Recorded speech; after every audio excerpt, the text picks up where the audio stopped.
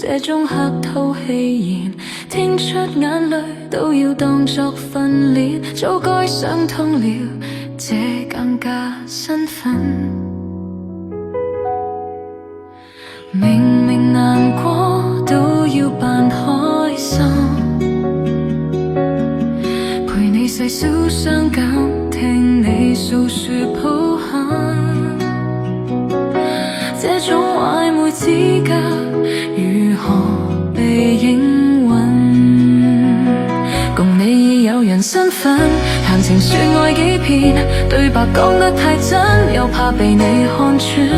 連心酸都要避嫌，連關心都要收斂，怕這暗戀被揭穿，連友好都擱淺。共你已有人身份，完成這套假面，近在眼前情愫卻又望不見。其實我早應該識趣點，退後留待你眷戀別的人那張臉。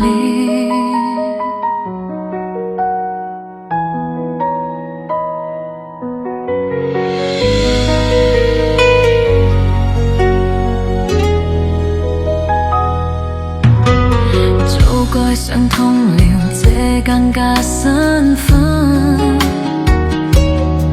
明明難過都要扮開心，陪你細數傷感，聽你訴說抱憾。這種曖昧之間如何被應允？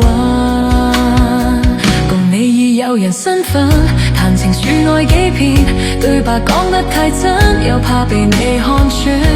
連心酸都要避嫌，連關心都要收斂，怕這暗戀被揭穿，連友好都擱淺。共你已有人身份，完成這套假面，近在眼前情愫卻又望不見。其實我早應該識趣點，退後留待你眷戀別的人那張臉。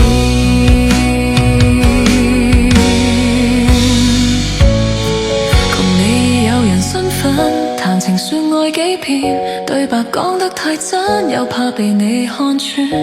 連心酸都要避嫌，連關心都要收斂，怕這暗戀被揭穿，連友好都擱淺。共你已有人身份，完成這套假面，近在眼前情愫卻又望不見。其實我早